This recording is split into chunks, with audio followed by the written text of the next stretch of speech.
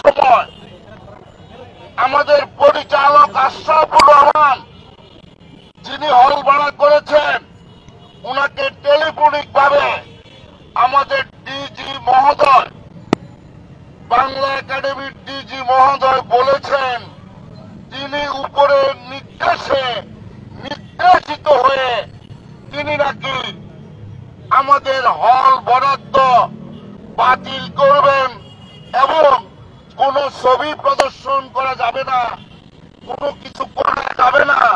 এমনকি আমরা যখন নিবেদন করেছি যে আমরা ছবি প্রদর্শন করব না, আলোচনা সভা করব না, আমরা কোনো কিছুই করব না, আমাদের বিশেষ মেহমান বাংলাদেশের ছাত্র রাজনীতির কিংবদন্তি এবং বাংলার জাগ্রত জনতার বিবেক মুখপাত্র মাহমুদুর রহমান মান্না আজকে এই অনুষ্ঠানে আলোচনা করার জন্য এসেছেন। আমরা ওনাকে দাওয়াত করে এনেছি। আসুন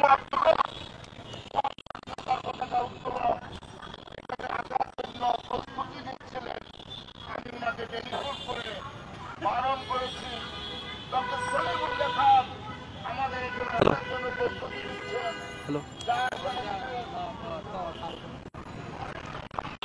মুক্ত বাংলাদেশের এই অবস্থা থেকে আপনি একটু দেখে যান, একটু পরিত্রাণের জন্য কথা বলেন। আমাদের চলচ্চিত্র আমরা জামিন প্রার্থনা করেছি, মুক্তি চেয়েছি। 30শে ডিসেম্বরের মধ্যে তারা পরীক্ষণ করেছে, অদ্যাবধি সনদ ইস্যু করে নাই। একাধারে এক শার্ট এক প্যান্টে আমরা যারা 3 দিন 4 দিন একসাথে এক ঘরে কাটিয়েছি, আমাদের সহযোদ্ধা এই ছবির কাহিনীকার এবং পরিচালক আশরাফুর রহমান, আমি বলবো যে একজন ব্রিলিয়ান্ট পরিচালক আশরাফুর রহমান এখন আপনাদের সামনে এই বিষয়ে বলবেন।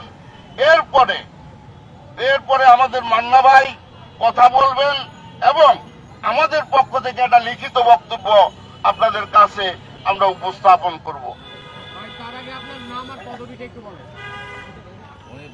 আমি অ্যাডভোকেট বেলায়েত বেলাল, দা রিমান্ড ছবির প্রযোজক এবং রেড পোস্ট ব্যানারের আমি কর্ণধার। আপনাদের সকলকে শুভেচ্ছা।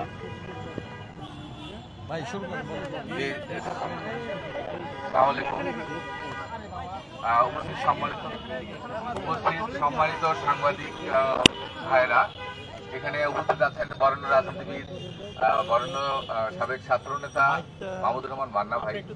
আমি খুব সংক্ষেপে আসলে এখানে তো কথা বলবার মতো বেশি না, বিষয়গুলো আসলে আপনাদের জানানোর জন্য যে অ্যাকচুয়ালি আমরা কেন এখানে এসেছিলাম। 30 তারিখে রিমান্ডের ইয়ে হয়েছিল,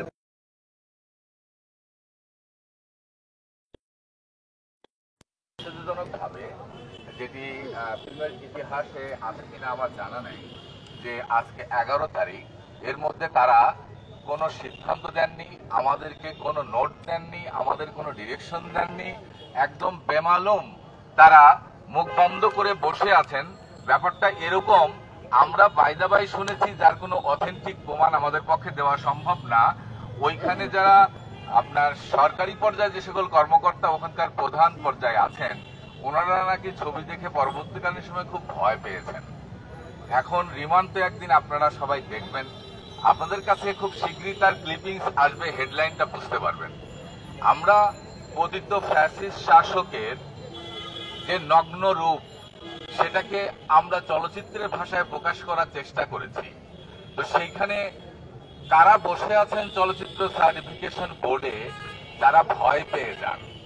আমি তো ছাত্রদের যে বীরত্ব এবং তাদের যে ত্যাগ, এদেশের মানুষের যে মহাসংগ্রাম, ভয়ঙ্কর এক ফ্যাসিস্টকে বিতাড়িত করবার যে ঐতিহাসিক যে মুহূর্ত, সেই বিষয়গুলোকে আমরা আমাদের গল্পের সাথে সংযুক্ত করবার স্বার্থেই ধারাবাহিকতা বজায় রেখে আন্দোলনের জাস্ট প্রতিটি স্তরকে উপস্থাপন করা হয়েছে অ্যাজ ইট ইজ এক্স্যাক্টলি যা ঘটেছিল জুলাই আন্দোলনে।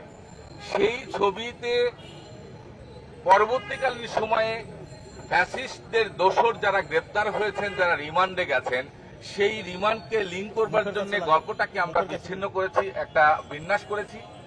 এটা দেখে যারা ভয় পান তারা আসলে কারা, এটি জানাটা আপনাদের জন্য খুব জরুরি। যে আমরা সেই কারণেই এই আলোচনাটা এই হেডলাইনে আমরা করবার চেষ্টা করেছি যে ফ্যাসিজম মুক্ত বাংলাদেশে স্বাধীন শিল্প সাহিত্য সংস্কৃতি চর্চা শীর্ষক আলোচনা। সেখানে আমরা রিমান্ডের খুবই ছোট ছোট ক্লিপিংস আমরা দু একটা দেখাতে চেয়েছিলাম, যা দেখে আপনারা বুঝে ফেলতেন যে এইটা দেখে ভয় পেতে পারে একজন যাদের ঘাড়ে ফ্যাসিস্ট শাসকদের ভূত এখনো বসে আছে, যারা এখনো প্রত্যাশায় আছে কোনো একটা পদ্ধতিতে হয়তো তারা আবার রিটার্ন করবে। সেই প্রত্যাশায় যারা বসে আছে হয়তো তাদেরই একমাত্র ভয় পাওয়ার কারণ, আর কোনো কারণ নেই। কারণ ছবিটা আপনারা দেখবেন এবং সেখানে ভয় পাওয়ার জন্য জাতির ভয় পাওয়ার কোনো কারণ নেই, কিন্তু তারা ভয় পেয়েছেন, আমরা বাইদা বাই শুনেছি। ভয় পেয়ে তারা কুলু পেটে বসে আছেন, না আমাদেরকে কোনো note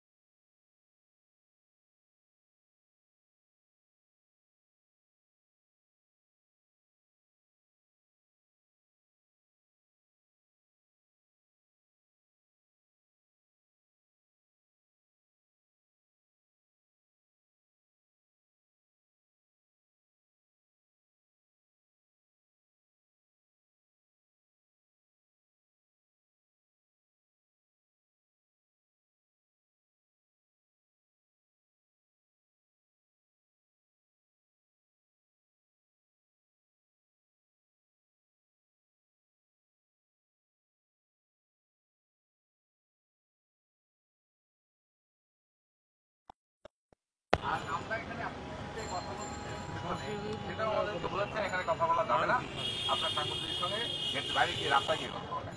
this is the reality. অবস্থান কিছু না, আমরা তো চলচ্চিত্র নির্মাণ করি, আমরা জিনিসটাকে আন্তরিকভাবে আপনাদের সামনে প্রেজেন্ট করতে চেয়েছি, সুদীজনদের সামনে প্রেজেন্ট করতে চেয়েছি। সেটাকে বাধাগ্রস্ত করা হয়েছে, যারা ভয় পেয়েছে কোনো বড় অপেক্ষায় রাখে না, তারা এটার আয়োজক, যাতে এটির খণ্ড অংশ প্রদর্শিত না হয়। আচ্ছা, একটি চলচ্চিত্র সার্টিফিকেশন পাওয়ার আগে সেটি প্রমোট করা বা প্রচার করা কি কতটুকু যুক্তিসঙ্গত? এবারে আমরা আমাদের কিংবদন্তি ছাত্র নেতা, বাংলাদেশের জাগ্রত জনতার বিবেক মুখপাত্র এবং নাগরিক ঐক্যের সভাপতি মাহমুদুর রহমান মান্না ভাই ওনার অভিব্যক্তি প্রকাশ করবেন আজকের এই অনুষ্ঠানে আলোচনা সভা। উনি বিশেষ মেহমান হিসাবে উপস্থিত হয়েছেন। ওই সাইডে চালান, ওই সাইডে ধরতে হবে।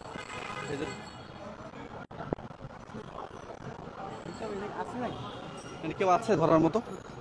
মাহমুদুর রহমান মান্না ভাইকে ওনার বক্তব্য রাখার জন্য অনুরোধ করছি।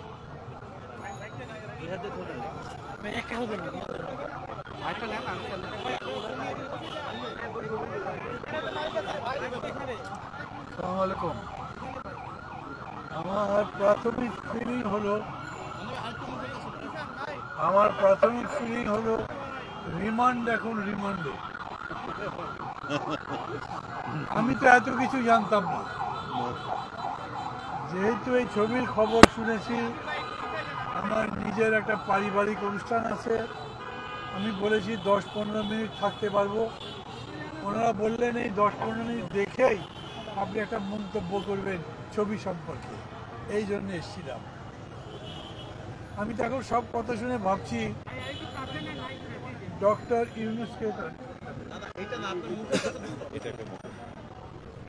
ইউনূসকে আমি প্রায়ই বলতে শুনি, উনি বলেন যে কথা বলেন, সমালোচনা করেন, আমার ভুল যে আছে ধরিয়ে দেন, আমার বিরুদ্ধে বলতে চান তাও বলেন। তো উনি বলেন একটা, আর ডিজি সাহেব দেখে আর একটা বলেন। এই ছবিটা কেন দেখতে দেওয়া হলো না তার কোনো যুক্তিসঙ্গত কারণ তাদের কাছে থাকতে পারে, জানি না, যেহেতু সেটা নিয়ে কোনো চর্চা করছি না। কিন্তু এই কথা ঠিক যে একটা ছবি দেখবার পরে সেন্সর বোর্ডের দায়িত্বের মধ্যেই আছে যে তারা বলবে এই ছবিকে তারা ছাড়পত্র দিচ্ছে বা দিচ্ছে না, না দিলে কেন দিচ্ছে না সেটা তো বলা হয়নি। সেটা কেন অবিলম্বে কারণ বলা হোক, কেন এটা দেখতে দিলেন না সেটা বলেন, এবং কি কারণে এমনকি বাংলা একাডেমিতে তার প্রবেশই বন্ধ করে দিচ্ছেন, এইটা একটু বাড়াবাড়ি লাগছে আমার কাছে। আগেই বলতে পারতেন ছবিতে এই সমস্যা আছে, বন্ধ রাখেন, আমরা দেখছি, অথবা বলতে পারতেন এগুলো কারেকশন করে তারপরে দিতে পারতেন।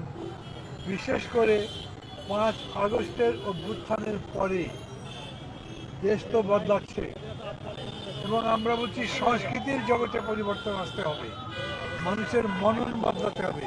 সেটা যদি হয় তাহলে বাদ ব্যক্তি, সংগঠন, মুদ্রণ, প্রকাশন, সিনেমা বানানো, সাহিত্য, সংস্কৃতি চর্চা কোনো কিছুর উপরে বাধা দেওয়া চলবে না। আমি আশা করি খুবই অল্প সময়ের মধ্যে সরকার এই ব্যাপারে কোনো তাদের ব্যাখ্যা দেবেন, এবং এই ছবির মধ্যে যদি সেরকম দেশদ্রোহিতামূলক কিছুই না থাকে তাহলে নিশ্চয়ই এটাকে আটকে রাখবেন না, এটা চলতে দেবেন। ভালো থাকবেন সবাই।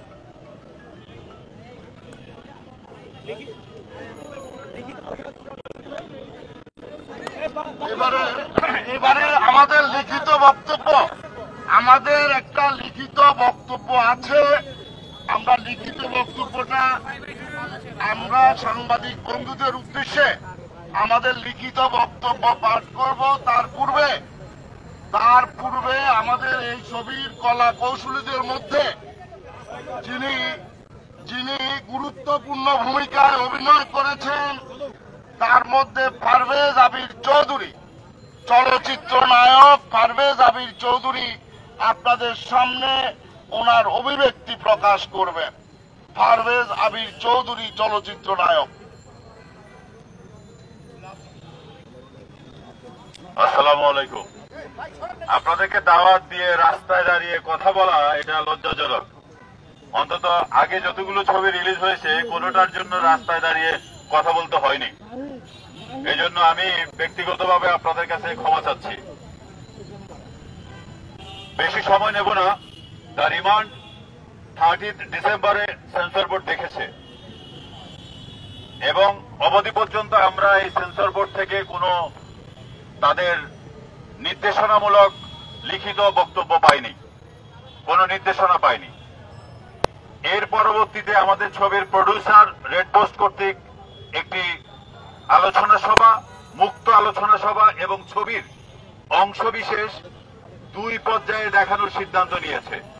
এটা কাইন্ড অফ ট্রেইলার, টিজার, ছবির পোস্টার এবং ছবিটা কি উদ্দেশ্যে বানানো হয়েছে এগুলো সেন্সর বোর্ডের কোন নীতিমালায় এটা দেখানো যাবে না সেন্সর বোর্ড সার্টিফিকেট পাওয়ার আগ পর্যন্ত, এটা আমি জানি না। আপনারা যে প্রশ্নটা আমাকে করবেন সেই প্রশ্নটা আমি আপনাদেরকে উত্তর দিয়ে দিচ্ছি। এখানে বলা হয়নি যে দ্য রিমান্ডের ছবি পুরোপুরি দেখানো হবে। আপনারা যারা বিনোদন মিডিয়ার সঙ্গে কাজ করেন আপনারা জানেন একটি ছবি হলে যাওয়ার আগে আমরা ছবির অংশ বিশেষ, ছবির গান, ছবির ট্রেজার, ছবির ট্রেইলার আপনাদেরকে নিয়ে বসে আমরা দেখাই, ছবি যাতে করে গণমানুষের কাছে পৌঁছে। এরকমই একটি অনুষ্ঠান এখানে করার উদ্যোগ নেওয়া হয়েছে, কিন্তু আজকে এই প্রোগ্রামটি করতে দেওয়া হয়নি। ওকে ফাইন, তাহলে আমরা আলোচনা সভা করতাম, সেটাও আমাদেরকে করতে দেওয়া হয়নি। আলোচনা সভা তো আর সাংবাদিক ছাড়া হবে না, এটা খুবই লজ্জিত। পুরো সাংবাদিকদেরকে, আমার সাংবাদিক ভাইদেরকে বের করে দিয়ে আমাদেরকে রাস্তায় দাঁড়িয়ে কথা বলতে হচ্ছে, আমি খুবই লজ্জা পাচ্ছি। অ্যাটলিস্ট ফিল্ম অ্যাক্টর, ফিল্মে যারা আমরা কাজ করি, আমরা 5 স্টারে বসে সংবাদ সম্মেলন করি। বিগত দিনে আপনারা দেখেছেন আমরা আমাদের ছবির সংবাদ সম্মেলন করেছি, কোথায় করেছিল? শুটিং ক্লাবে। আজকে রাস্তায় দাঁড়িয়ে কথা বলতে হবে। আমরা এই ছবি নিয়ে আপনাদের সঙ্গে কথা বলবো, খুব শীঘ্রই কথা বলবো। সেটা ডেফিনেটলি কোনো একটা 5 স্টার হোটেলে আমরা বসে এই রেড কোর্স নিয়ে আবার আপনাদের সঙ্গে কথা বলবো। আজকে আপনারা যারা এসেছেন আন্তরিকভাবে দুঃখিত। ডিটেল আমরা আরেকটা সংবাদ সম্মেলন করে আপনাদের সঙ্গে কথা বলবো। ধন্যবাদ। এবারে অতি সংক্ষেপে আমাদের এখানে ভাসানী অনুসারী পরিষদের সদস্য সচিব এবং জাতীয় শ্রমিক জোটের প্রেসিডেন্ট এখানে আছেন। চলচ্চিত্র নায়ক মারুফ আকিব 1 মিনিটে তার অভিব্যক্তি প্রকাশ করবেন। অল্প কথায় সেরে দিব। আমার লাইফে আপনারা এখানে যারা সাংবাদিক আছেন আমাকে চেনেন, আমি লম্বা সময় ধরে ফিল্মে অভিনয় করছি। এই রিমান্ড হচ্ছে আমার জীবনের একটা অন্যতম ছবি। আপনারা এই যে রাস্তায় বসে আমাদের সঙ্গে কথা বলছেন, এটা আসলেই লজ্জাজনক। আমার দেশের গল্প, গুলশানে যে অ্যাটাক হয়েছিল সেই গল্প বাংলাদেশে রিলিজ হয় নাই, কিন্তু ইন্ডিয়াতে ওই ছবি বানিয়ে রিলিজ হয়ে গেছে। আমরা ছবি করি সমাজ পরিবর্তনের জন্য, অন্য কোনো কারণ আমাদের নাই। কিন্তু কোনো কারণ দর্শানো হলো না কেন এই ছবিটি আমরা এখানে টিজার দেখাতে পারবো না বা ট্রেলার দেখাতে পারবো না। ওনারা সমস্ত কিছু কাগজপত্র, ভাড়া টাড়া যা আছে সবকিছু নিয়ম মাফিক করেছে। কিন্তু যে কাজটা আজকে করলো বেলা 1টার সময় আমার ডিরেক্টরকে বললো যে এই অনুষ্ঠান এখানে করা যাবে না, এটা অন্যায়। এটা আপনারা বলবেন, আপনারা সবার কাছে বলবেন। আর এই ছবির জন্য দোয়া করবেন। রিমান্ড বাংলাদেশের গল্প, বাংলাদেশে জুলাই আগস্টে যা ঘটেছে তার গল্প, কারণ নাম ওখানে উল্লেখ করা হয় নাই। আমরা কষ্ট করেছি দিন রাত। আমার ডেঙ্গু হয়েছিল, 104 ডিগ্রি জ্বর ছিল, সেই জ্বর নিয়েও আমি শুটিং করেছি। শুটিং ক্ষমা দেরি নাই। আপনারা সবাই দোয়া করবেন রিমান্ডের জন্য এবং ভালো থাকবেন। আল্লাহ হাফেজ। আসসালামু আলাইকুম। 1 মিনিটে অভিব্যক্তি প্রকাশ করবেন জাতীয় শ্রমিক জোটের প্রেসিডেন্ট, প্রখ্যাত শ্রমিক নেতা এবং শ্রমিক প্রতিনিধি, রাষ্ট্রীয়ভাবে শ্রমিক প্রতিনিধি মুশাররফ হোসেন। আমরা